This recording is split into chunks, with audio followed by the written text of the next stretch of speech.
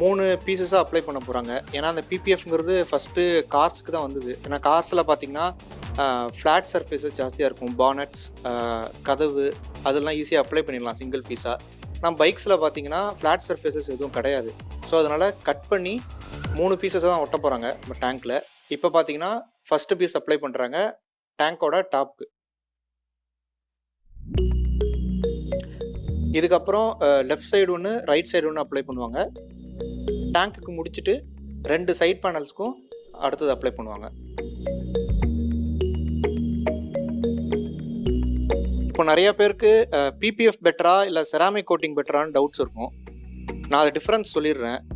பிபிஎஃப்ங்கிறது பார்த்தீங்கன்னா நீங்கள் வந்து உங்கள் டேங்க்கையோ சைட் பேனல்ஸ் அந்த மாதிரி பார்ட்ஸ்லாம் ஸ்க்ராச்சஸ்லேருந்து ப்ரொடெக்ட் பண்ணணும் அப்படின்னு நினச்சிங்கன்னா பிபிஎஃப் தான் பெஸ்ட்டு.